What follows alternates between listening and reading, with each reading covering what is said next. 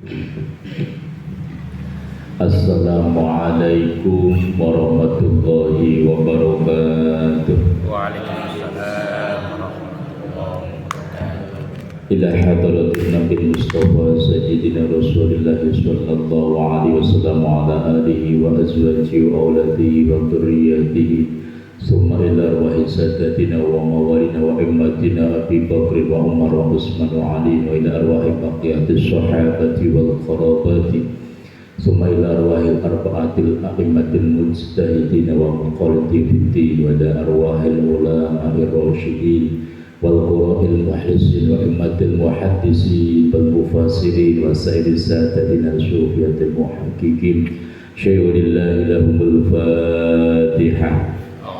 A'udzu billahi minasy syaithanir rajim. Bismillahirrahmanirrahim. Alhamdulillahi rabbil alamin arrahmanir rahim maliki yaumiddin iyyaka na'budu wa iyyaka nasta'in ihdinas siratal mustaqim siratal ladzina an'amta 'alaihim ghairil maghdubi 'alaihim waladdallin khususan ila musannif hadzal kitab al-Fatihah. A'udzu billahi minasy syaithanir rajim. Bismillahirrahmanirrahim.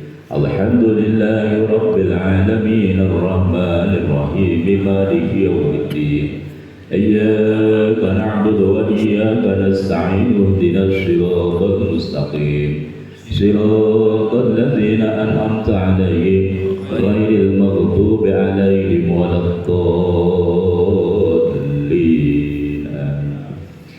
Bismillahirrahmanirrahim. Allahumma inni istauda'tuka ma qara'tuhu wa ma hafidtuhu wa ma fahimtuhu farduduhu ilayya inda hajati ilaihi amin.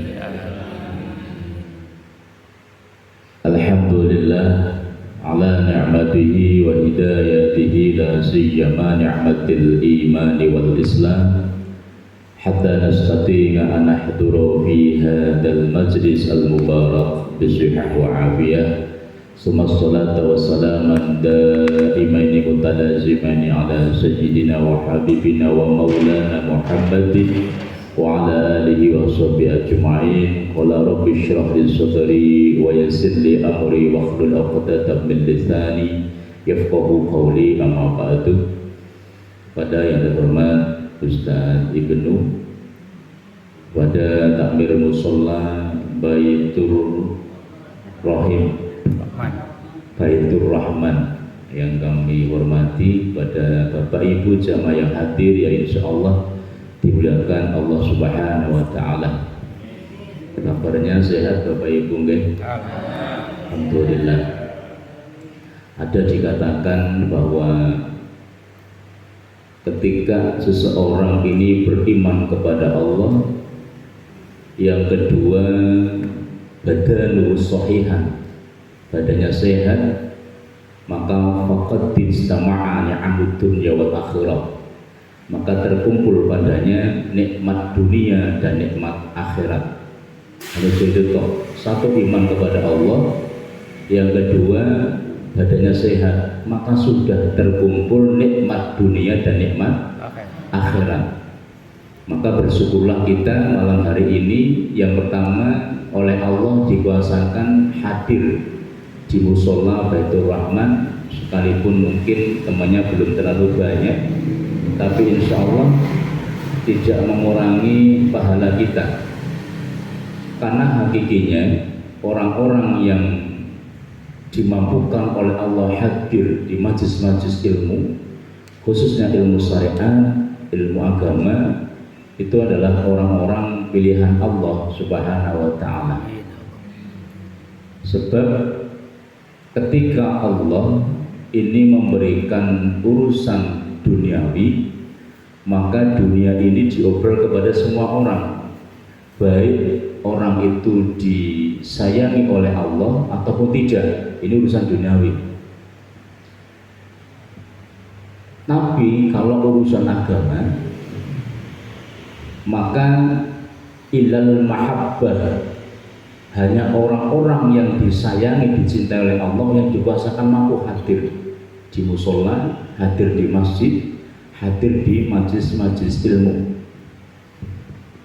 Maka hakikinya kita adalah, insya Allah adalah orang-orang pilihan Allah. Allahumma amin. Begini, kalau dunia itu diobrol oleh Allah, pasti karena orang beriman, tidak beriman, orang ahli ibadah dan tidak ibadah, semua dikasih urusan dunia. Orang bermaksiat pun oleh Allah dikasih, tetap dikasih rezeki. Karena memang dunia itu di hadapan Allah tidak ada harganya sama sekali, dunia. Tapi kalau urusan agama, walakin la yu'tidin, maka ilal mahabbah, kecuali hanya orang-orang yang dicintai oleh Allah, hanya orang-orang pilihan Allah Subhanahu wa Ta'ala, hanya orang dicintai oleh. Kenapa? Karena memang urusan agama, urusan akhirat ini sebenarnya adalah urusan yang paling berharga sebenarnya, paling ada harga di hadapan Allah. Kalau dia tidak ada sama tani, maka hanya orang-orang pilihannya yang dikuasakan oleh Allah Subhanahu wa Ta'ala. Maka jadilah kita orang-orang pilihan Allah Subhanahu wa Ta'ala. Allahumma amin. Memang tidak mudah Bapak untuk menjadi pilihan orang Allah, ini tidak mudah, apalagi hidup di zaman serba era sekarang seperti ini. Kita menjauhi kemaksiatan, orang untuk tekun ibadah ini susahnya luar biasa. Satu contoh misal, sebenarnya pada detik jam ini kan Allah sama memberikan waktu yang sama, memberikan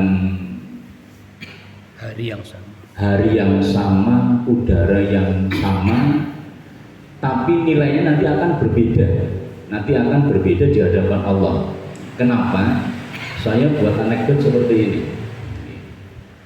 Ketika kita ngasih makan ke ayam misalnya, dikasih jagung sama duit ratusan ribu, kira-kira ayamnya notol pundi, notol duitnya apa notol jagungnya?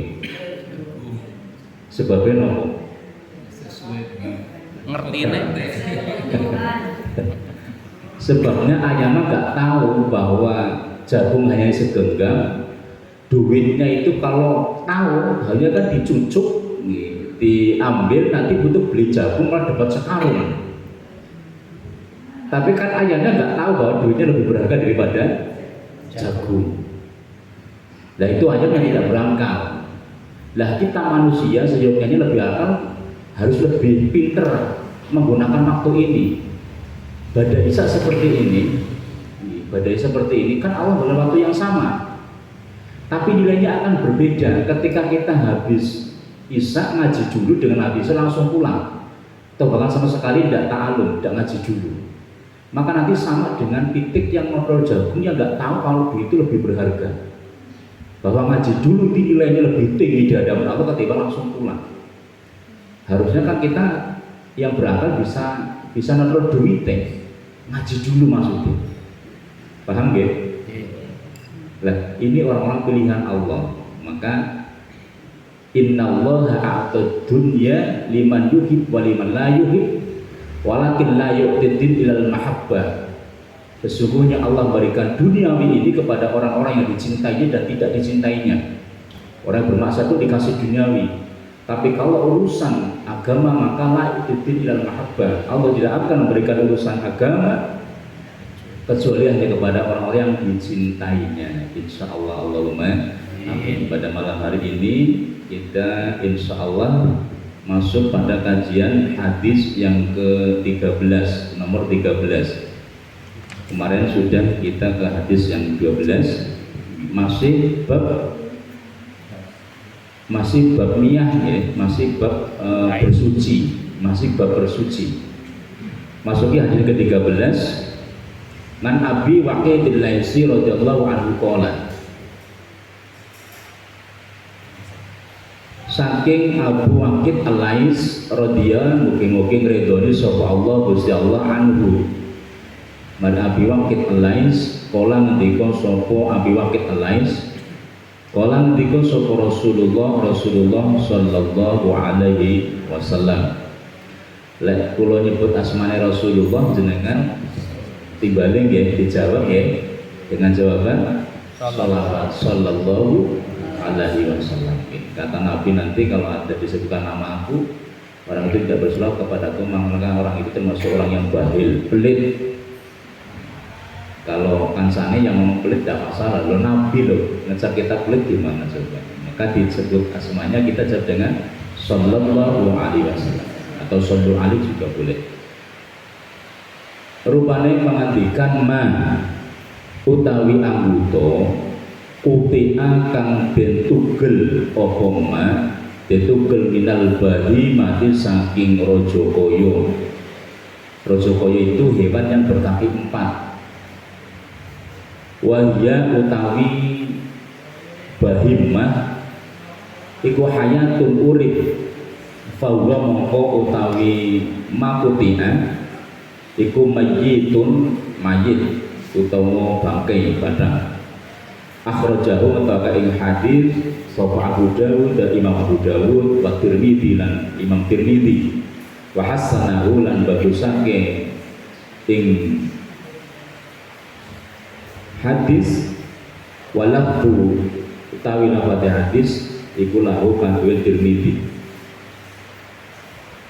Hadis riwayat Imam Abu Dawud lan tumrap Imam Tirmidzi, bagi Imam Tirmidzi hadisnya dan hadis hasan dan lafadznya juga hasan, berarti hadis yang baik.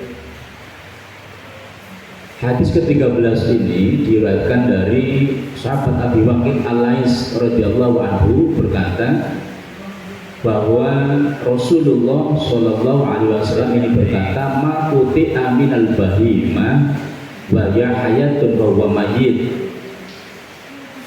Sesuatu yang dipotong dari hewan, sedangkan hewan tersebut khususnya hewan yang berkaki 4 ini hayatun masih hidup, maka fahuwa mayitun, maka bagian yang dipotong itu termasuk bangkai. Hadis diriwayatkan oleh Imam Abu Dawud dan Tirmidzi termasuk hadis hasan. Maksudnya bagaimana? Sesuatu yang dipotong dari hewan yang masih hidup ini termasuk bangkai. Kalau bangkai kan haram, tapi dipotong itu dituwil, tok, maka hukumnya sebagai bangkai. Contohnya misal, jadi jenengan punya sapi atau punya kambing, habis sebelah kan eman-eman, motong kudu ketrok, dipotong kudu dimasak, maka potongan itu termasuk bangkai, maka haram. Itu jenengan motong iris bokongnya wedhus, bisa nih kambing dipotong ekornya tok pengen sop buntut bisa pengen sop buntut sapi yang sebelah eman-eman, maka hanya dipotong buntutnya tok, ekornya dipotong bisa, maka potongan itu dari hewan yang masih hidup ini termasuk bangkai kata Nabi, maka hukumnya haram. Ceritanya bagaimana hadis ini, asbabul wurudnya ini adalah qaddama Rasul al-Madinata. Rasul pada suatu waktu datang ke kota Madinah, wa biha anasun ya'muduna ilal ilyatil ghanam, dan Nabi ini melihat ada beberapa orang yang menyengaja ilal ilyatil ghanam, tempongnya kambing. Tempong itu berarti yang bagian sini lah, di atas kaki yang atas bokong, pantatnya kambing yang atas itu kan dagingnya banyak ini, wasimatil ibil, dan lan biro-biro punuknya onta, dan beberapa punuknya onta yang tapiu, supaya mereka mengambil manfaat bibirnya dengan minyaknya pantatnya kambing dan punuknya onta, liaklin. Yang pertama liaklin untuk dimakan, wasukniha, dan lemaknya punuknya onta tadi, listidoati, untuk membuat damar apa bahasa lampu ya, buat lampu minyak kayak dulu. Maka fa'ahdarahu sallallahu alaihi wasallam di anama ketika amila ayawanatul hayat tauhul mayyit. Maka Nabi memberitahu bahwa sesuatu yang dipotong dari minal hayawanatul hayati, dari hewan yang masih hidup, maka fa'hukmuhul maitati, hukumnya seperti bangkai. Maka la yahillu akluhu, tidak halal untuk dimakan, wal intifa'u, dan tidak boleh mengambil manfaat dari sesuatu yang dipotong dari hewan yang masih hidup tersebut. Sebab apa? Istidha'ati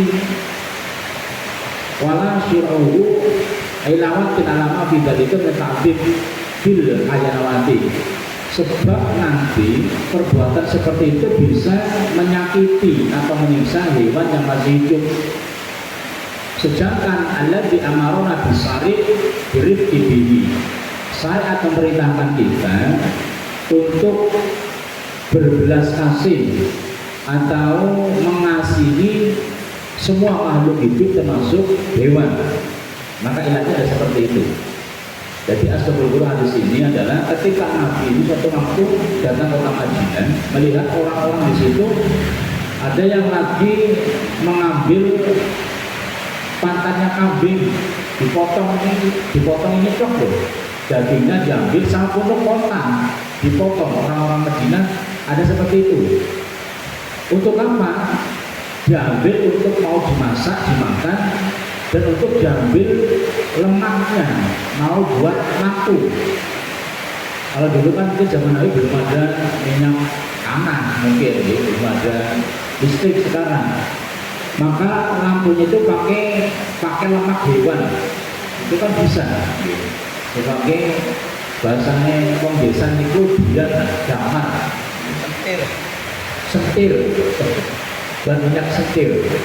Maka Nabi melihat seperti itu, beliau memberitahu bahwa perbuatan seperti itu memotong hewan yang masih hidup, mengambil dagingnya, maka bagian yang dipotong itu termasuk bangkai, maka nggak boleh. Dan mengambil manfaatnya juga tidak boleh, sekalipun tidak dimasak, mungkin hanya diambil lemaknya kok, maka juga nggak boleh, hukumnya haram.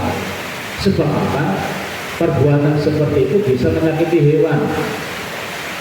Orang hewan masih hidup dipotong kemudian akan menyiksa.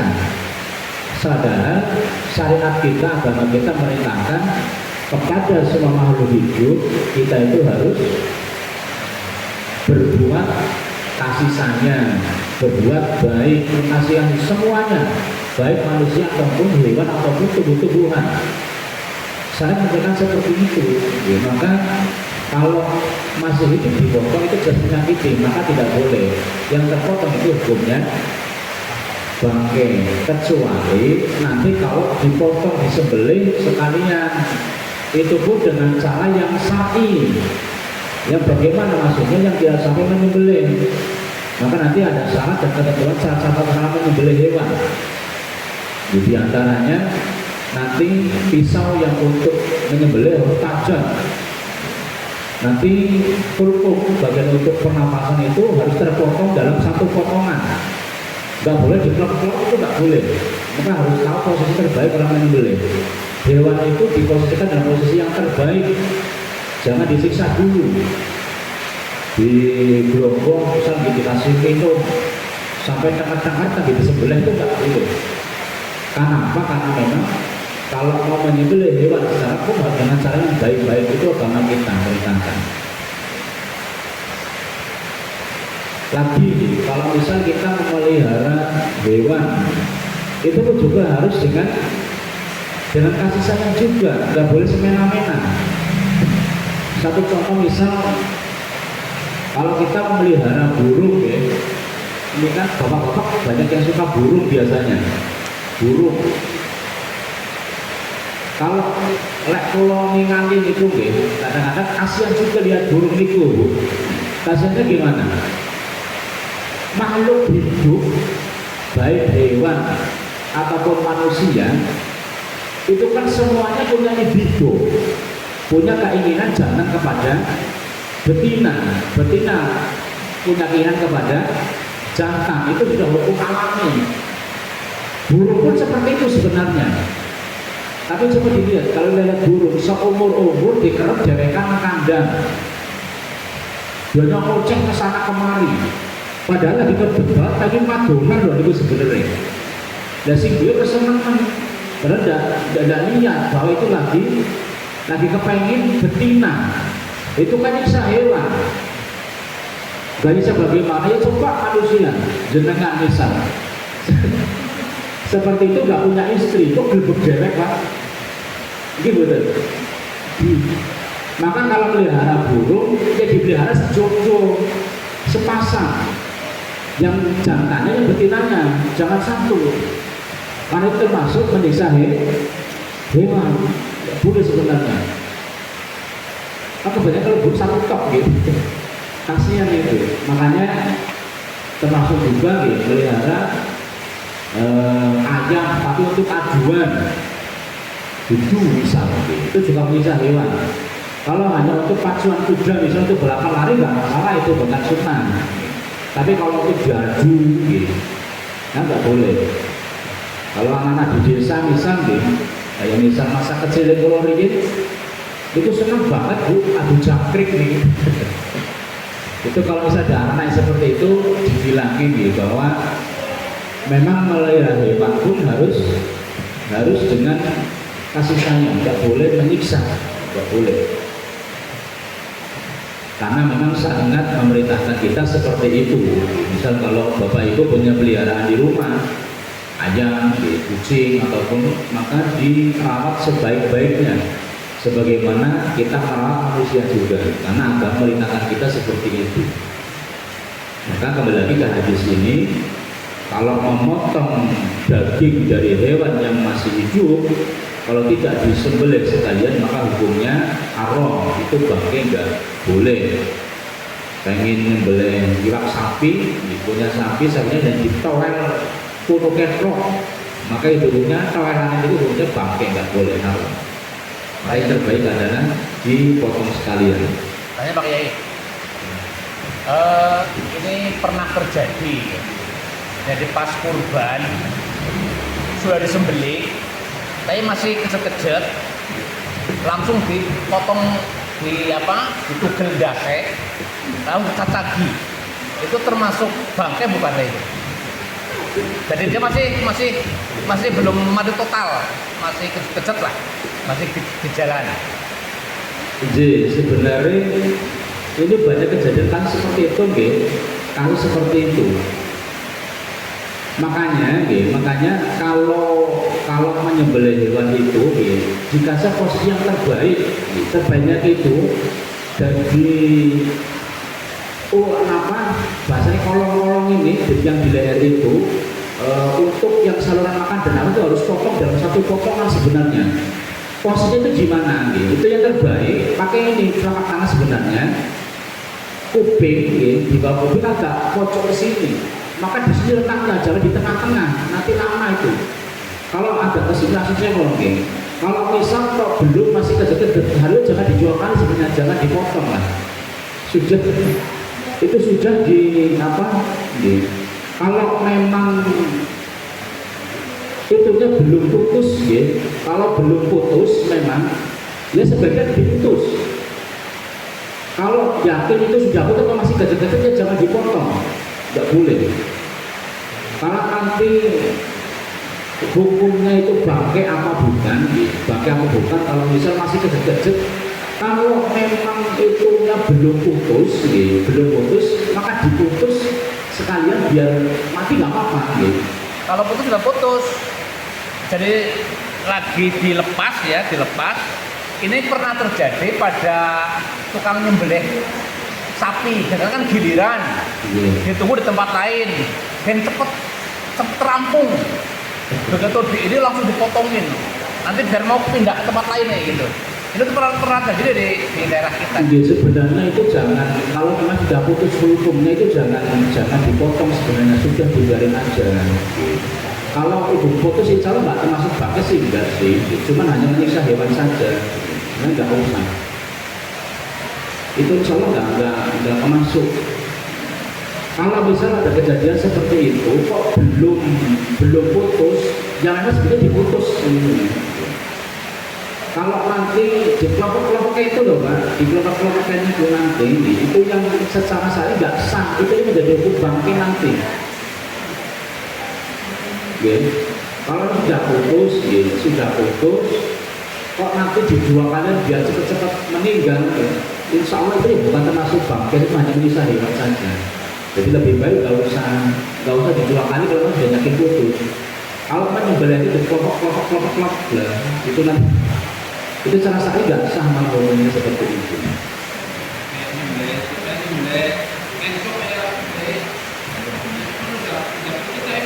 Ya maka kita itu biarin aja, maka diusahakan kita nggak terbang ya cari kajang apa langsung ditaruh aja nggak terbang. Itu kan sudah putus hukumnya. Karena memang ada hewan yang daya tahan tubuhnya juga kuat banget ada sih.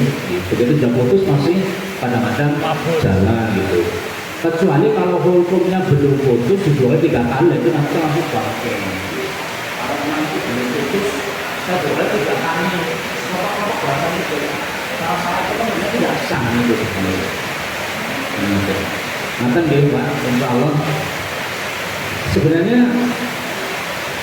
pelatihan menyembelih hewan secara syar'i itu memang harus yang terlatih juga, bukan sembarang orang. Karena tahu caranya, harus tahu teorinya, harus tahu karena kesembelihan itu nanti menentukan hal dan tidaknya hewan yang disembelih. Insya Allah kalau sekarang banyak lah pelatihan-pelatihan diadakan oleh mungkin organisasi ataupun mungkin instansi yang berkaitan dengan hal tersebut, insya Allah banyak. Dan kembali lagi ke hadis bahwa sesuatu yang dipotong dari hewan yang masih hidup, kalau tadi itu kan menyembelih masih hidup itu maksudnya dipotong hanya sebagian, maksudnya tidak sekalian, maka itu termasuk suatu hal yang diharamkan oleh syariat. Maka faedah dari hadis ini adalah al-mar'u min ta'dhibil hayawani bi qat'i bi ajrihi. Syarat agama kita melarang untuk menyiksa hewan yang masih hidup dengan memotong salah satu bagian tubuhnya. Tidak boleh.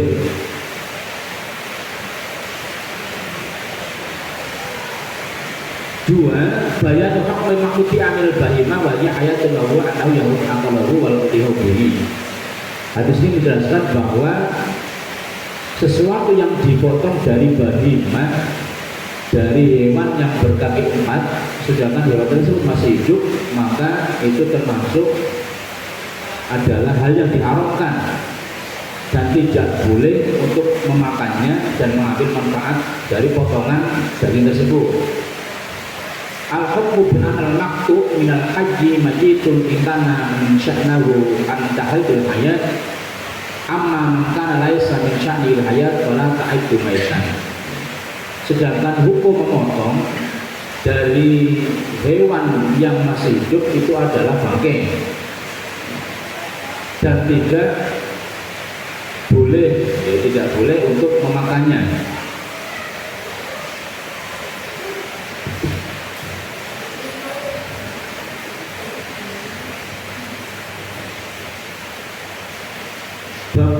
Bersuci ini sudah selesai sampai ke hadis yang ke-13 ini. Maka rangkuman al-hadis hadal bab dari bab pertama yaitu taharatu ma'ul bahri al-ma'alati waqa'at. Ini sampai hadis ke-13 bab bersuci.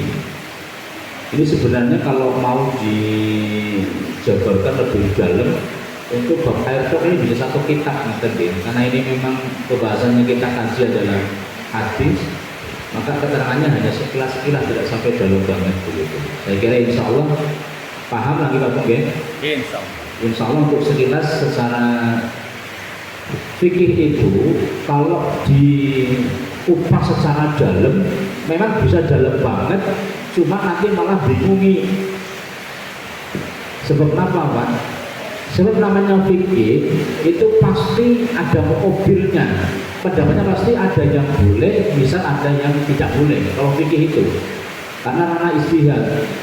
Kecuali kalau hukumnya dalam fikih yang berkaitan dengan ibadah mahdhah, ibadah yang murni yang memang sudah dari saja seperti itu, seperti sholat, puasa, zakat, itu memang hal sesuatu yang memang hukumnya sudah pasti tidak kopi. Tapi kalau fikih yang lain itu kalau dibahas dalam ya malah nanti pembahasannya meluber kemana-mana, pasti ada khilaf-khilaf di situ. Maka kita ambil yang penting-penting saja. Satu contoh misal bahwa air laut itu suci dan mensucikan, dan apapun yang di dalamnya itu halal, termasuk bangkainya bangkai ikan. Dengan kata lain memang bangkai itu tidak membahayakan.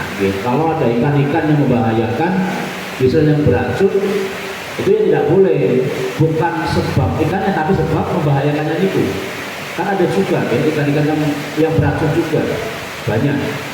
Tapi secara umum bahwa air laut itu memang suci mensucikan, dan di situ juga halal. Sekalipun mungkin yang di dalamnya ikannya aneh-aneh, asal memang bikin di air.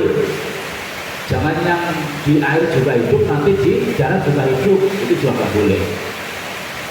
Wapakah dina satu maka asalu dalam ulang ini lamnya tauhid. Dan kemarin kita bahas, ini rangkuman saja dari bab tentang bersuci. Air yang di situ tidak sampai berubah, yang kurang dari ukuran sekitar 83 cm persegi. Kalau air itu terkena najis, kok pulangnya bak mandinya itu kurang dari ukuran 83 cm 2 pulang, sekalipun tidak berubah warna, rasa dan bau, kalau baknya ukurannya segitu kurang dari 83 cm, maka hukumnya air itu tetap najis. Kalau itu kurang dari 2 pulang kain, itu kalau diukur dengan cm. Tapi kalau baknya besar, lebih dari 83 cm persegi, kalau terkena najis asal tidak berubah warna, tidak berubah bau, tidak berubah rasa, maka suci. Itu bahasa hadis yang dulu ini rangkuman. Jadi kalau jenengan bak mandinya besar, ternyata ada cicak yang melek di situ, asal kalau baknya besar, lebih dari 83 cm persegi, kalau tidak berubah rasa, bau dan warnanya tidak apa-apa. Tapi kalau berubah, baunya jadi bau tai cicak misal, apa rasanya? Rasa tai cicak. Kalau rasanya tai cicak, rasanya juga bukan rasa air lah. Sekalipun hanya banyak, itu hukumnya najis, tidak boleh. Soal burung, kucing, ini termasuk hewan yang suci. Kucing itu hewan yang suci, maka kalau bersentuhan dengan kucing itu tidak najis. Itu dulu. Karena apa? Karena kucing itu adalah hewan yang berkeliaran di sekitar kita. Adubah, lalat itu juga hewan yang suci. Kecuali kalau jelas memang itu habis menslok, habis dari telek ayam, terus ke jenengan lihat betul, ini telek atau ke nasi apa ke baju misal, itu jelas najis ya. Tapi kalau lihat itu misal ada lalat jatuh ke air minum, maka kata Nabi dicelupkan sekalian lalu diangkat. Karena apa? Karena pada sayap lalat yang satu ada penyakitnya, yang satu ada obatnya. Jadi kalau bapak ibu lagi ngopi apa lagi meja, lagi seger-segernya ternyata ada lalat terbang ketilem di situ, kecut gitu, maka jangan dibuang. Dikata Nabi, dia sudah sekalian tidak menjakat, tapi aja kecil dibungkuk-bungkuk. Buat malangnya jangan, itu malah nanti najis semua. Dicelupin sebentar lalu jangan, karena ada obat bisa yang sama itu kata Nabi, karena memang dubak bukan termasuk hewan yang suci.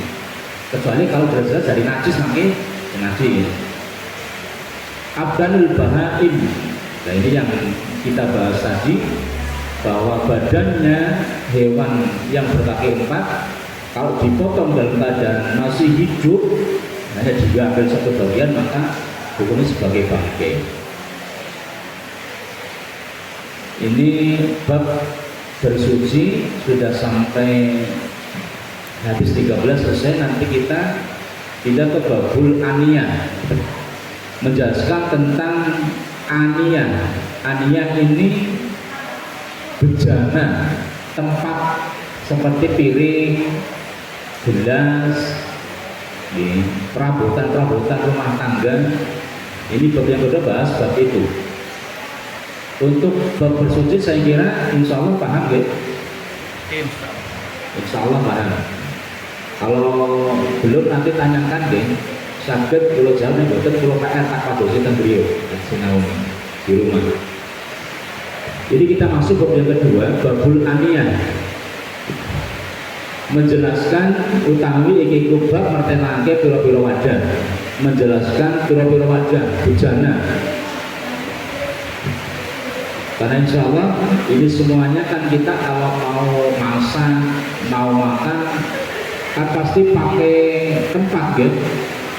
Kalau mau masak pakai apa bu? Rice cooker. Kalau pakai dadar, pakai panci sudah jarang ya. Kalau makan mesti pakai piring. Gak mungkin kan dari rice cooker langsung dimakan, nggak mungkin.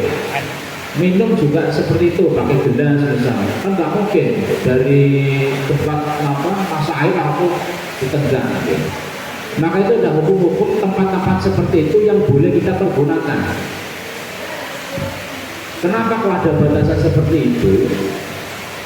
Karena memang dunia ini memang apa-apa ada, yang haram ada, yang halal ada, yang boleh ada, tidak boleh juga ada. Kenapa kok semua ada? Karena memang dunia ini adalah cobaan. Alladzi khalaqal mauta wal hayata liyabluwakum ayyukum ahsanu amala. Bahwa dunia ini adalah liyabluwakum, kematian, kehidupan ini adalah Allah yang menciptakan. Apa di dunia yang diciptakan seperti itu? Karena memang liyabluwakum ayyukum ahsanu amala. Dunia ini apapun ada diciptakan oleh Allah ini untuk cobaan kita, khususnya manusia. Karena memang manusia ini diciptakan oleh Allah. Wa yuqala rabbuka lil malaikati inni ja'ilun fil ardi khalifah. Kita adalah wakilnya Allah di bumi ini. Maka oleh Allah dikasih berbagai ujian dan cobaan. Maka nanti yang dilihat amal akhir kita adalah ahsanu amalan. Ahsan itu amal yang terbaik yang akan dilihat dan diterima oleh Allah. Maka mana-mana yang dari syariat ini yang haram yang kita jauhi, yang halal yang kita lakukan, ini yang insya Allah sebagai bekal kita. Maka dalam mempergunakan apapun itu juga ada yang boleh, ada yang tidak. Termasuk memakai piring, memakai gelas, perabotan, itu yang boleh yang mana, tidak yang mana. Maka insya Allah bab yang kedua ini menerangkan itu. Hadis yang ke-14 tadi kan hadis yang ke-13 atau yang pertama dalam pertanian. Maka budaya kata berarti Yaman. Itu soalnya jelas bukan diri bu. Jelas. Benar bu. Kan budaya kata berarti Yaman. Kina carito saking sahabat Hudzaifah bin Yaman. Kala ngendika sapa Hudzaifah bin Yaman. Kala ngendika sapa Rasulullah sallallahu alaihi wasallam. La tashrabu ojo ngimbe sira kabeh bi aniyati dhahabi ing dalem wadah saking emas wal fiddati lan seloko perak wala takulu lan ojo mangan sira kabeh fi sikafihima ing dalem pira-pira piring saking emas lan perak.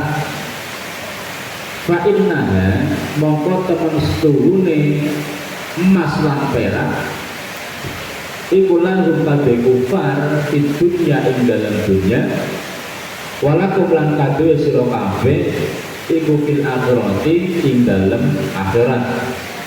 Mutafakun alaih, hadis dipun sepakati mutafakun alaih dalam Bukhari Muslim.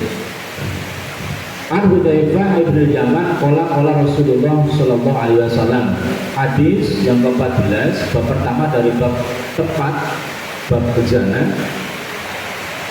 Ini dari Hudzaifah bin Yaman bahwa Rasulullah sallallahu alaihi wasallam berkata, la tashrabu, janganlah kalian minum fi aniyati dahab, dengan memakai tempat minum dari emas, wal fidoti dan perak, wala ta'kulu dan janganlah kalian makan fi sihafihima, juga dengan memakai piring dari emas dan perak.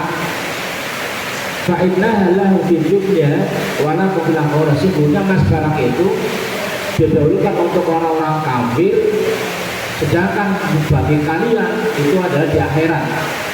Mutafakun alaih. Ini hadis yang pertama bab tempat.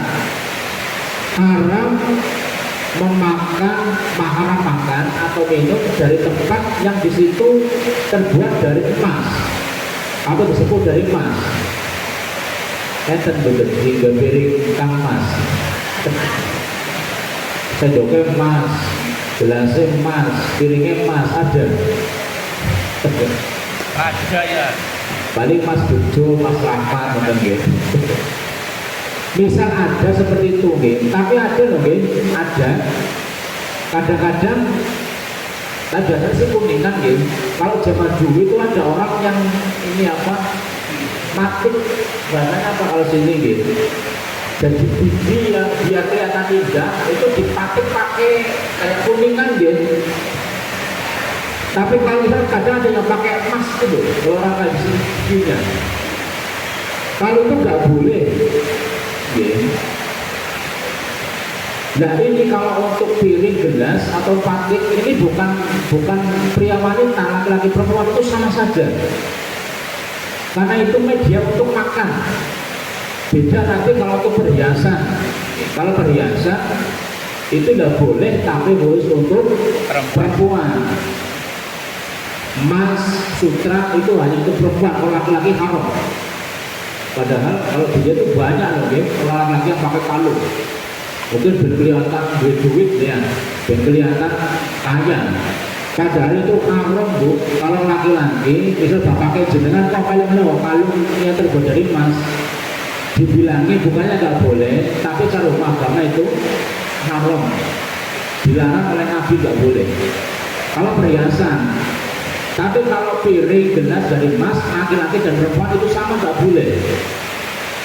Nah kalau jenengan punya, mungkin sugih banget kayaknya ya, kaya banget, makan aja piringnya terbuat dari emas, minum kalau misal ada, kalau ada ngomongnya itu haram, nggak boleh. Awadil zahab wal fiddah yasta'miluhu al-mutakabbiruna wal mutarafuna falaqad nahana rasul rijalan wanisaan manisubi wal akli. Emas dan perak ini oleh Nabi diharamkan, tempat-tempat yang terbuat dari emas dan perak oleh Nabi diharamkan, baik untuk laki-laki, wanisaan ataupun untuk perempuan. Manisubi wal akli, untuk makan atau minum maka punya haram. Bahwa adana khairan bitarki dzalika, dan Nabi itu menjanjikan kepada kita yang meninggalkan perbuatan tersebut, yang tidak memakai tempat dari emas, dengan bahwa adana khairan, dengan janji dari Nabi yang baik sekali. Bitarki dzalika, dengan sebab meninggalkan perkara tersebut. Sebab apa? Sebab itunya intisalan alil amri Nabi alaihi afdhalus shalah wa tamam taslim. Sebab karena memang kita sudah menuruti perintah nabi. Maka di situ kalau kita mau misal laki-laki tidak pakai emas, makan minum juga tempatnya bukan terbuat dari emas dan perak. Kalau kita jangan ikhlas meninggalkan itu, maka insya Allah kita akan mendapat kebaikan dunia dan akhirat. Karena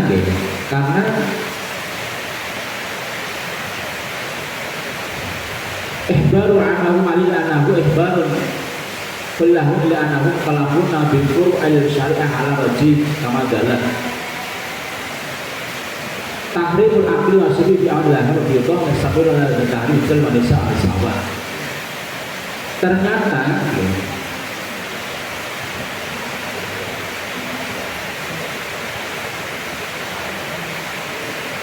emas dan perak ini tempatnya kalau dibuat untuk makan dan minum itu ancamannya nanti bukan ancaman yang biasa.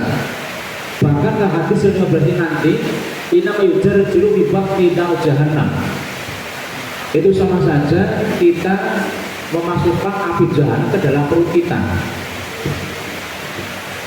Bayangkan itu, seumpama kita meminum dari tempat yang dibuat dari emas, kata Nabi itu sama saja kita memasukkan api neraka jahanam ke dalam perut kita. Tapi kayaknya belum ada gimana? Jelasnya Kang Mas. Tapi Bapak bisa nanti suatu saat dengan bertamu di tempatnya orang kaya atau mungkin biasa cuma ada orang-orang yang kaya. Pak Teddy kayaknya ada. Karena mungkin apa namanya karena status sosial, gengsi dan untuk kelihatan mewah, ada mungkin seperti itu. Maka di situ dikatakan sesungguhnya aku jawab itu istamiluman takabiruna. Orang yang memakai tempat-tempat seperti itu hakikatnya al-mutakabiruna. Hakikatnya adalah orang-orang yang sombong dalam hadis ini. Wal mutarafuna, dan orang-orang yang bermegah-megah di dunia. Hakikatnya seperti itu. Padahal sombong, bermegah-megah itu tidak boleh dalam hukum agama kita. Al-haqqu mutakasur hatta zurtumul maqabir. Maka dengan suatu saat di tempat orang kaya terjadi, maka di tempat seperti itu dihindari. Karena sama saja kita dengan meminum api neraka jahanam. Neraka jahanam loh Pak. Neraka jahanam Bu. Atau neraka jahanam. Itu neraka yang paling dasar, yang siksanya paling berat dalamnya. Ini hadis yang ke-14 yang pertama dalam bab mania pekan. Insya Allah untuk pertemuan yang akan datang nanti kita masuk ke hadis yang ke-15 atau yang kedua dalam bab keempat. Jadi intinya yang pertama bahwa daging-daging yang diambil dari hewan yang hidup itu sama dengan bangkai, haram, tidak boleh. Pertama, minum, makan, perabotan itu tidak boleh terbuat dari emas dan perak. Kalau misal selain itu emas dan perak nggak apa-apa, boleh. Perak mungkin agak banyak, kalau bahasa kita mungkin pakai emas putih bahasanya, itu juga nggak boleh. Emas perak. Kalau hanya kuningan biasa itu nggak apa-apa, tapi kalau emas murni perak itu nggak boleh. Baik itu laki-laki, perempuan, kecuali kalau untuk perhiasan itu tidak boleh untuk perempuan. Itu pun kalau tidak sampai untuk riya. Kalau untuk pameran juga nggak boleh, karena riya itu nggak boleh pamer. Bebas akeh, genah pakai jilbab, masa ditokok anak gabah. Masa dikeluarin, padahal pakai kubur misalnya. Atau memang dipakai semua di sini, itu nggak boleh. Bolehnya itu ya biasa lah, kepet-kepet seperti ini, ibu-ibu biasanya. Karena sebenarnya dunia itu isinya itu memang tidak ada yang menyenangkan. Andaikan orang kaya pun itu sebenarnya juga tidak mewajibkan tidak. Contoh jenengan jadi rong sugih, misalnya sugih banget tuh. Detokna sugih. Kira-kira tangga tepannya senang tuh kan? Ya punya emas dipakai semua, belangnya sampai ke sini, cincinnya sampai dipakai semua. Kalau tangganya lihat, itu bukan kok itu bahagia, gitu. Itu malah buat serik. Artinya pating seresak ya deh. Itu duniawi. Maka kembali lagi, boleh dipakai ya hanya sebatas sewajarnya saja, sewajarnya. Lagian emas sekarang itu bukan nanti ada kadar zakatnya. Emas itu ada zakatnya nanti. Kalau memang bukan untuk perhiasan, gitu. Kalau yang dipakai itu nggak ada. Kalau untuk misal dengan punya emas batangan, disimpan atau dibisniskan, diperjualbelikan, itu nanti ada zakatnya emas. Karena termasuk bagian barang yang wajib dizakati. Untuk bahas bab zakat, insya Allah nanti ada bab sendiri di belakang. Ini kan masih bab awal, masih bab suci, bab tanian. Nanti masuk bab wudhu, bab sholat, dan nanti ada sampai ke bab zakat insya Allah kalau sampai hatam. Semoga kita diberi sehat, bisa istiqomah, Allahumma. Saya kira untuk pembahasan pada malam hari ini sampai di situ. Semoga kita diberi kepahaman oleh Allah Subhanahu wa taala. Amin Allahumma. Al-Fatihah. Bismillahirrahmanirrahim. Alhamdulillahirabbil alamin arrahmanir rahim maliki yaumiddin. Iyyaka na'budu wa iyyaka nasta'in ihdinas siratal mustaqim. Siratal ladzina an'amta 'alaihim ghairil maghdubi 'alaihim waladdallin. Bismillahirrahmanirrahim. Subhanakallahumma wa bihamdika asyhadu an la ilaha illa anta astaghfiruka wa atubu ilaik. Wallahu a'lam bishawab wal 'afwu minkum. Wassalamualaikum warahmatullahi wabarakatuh.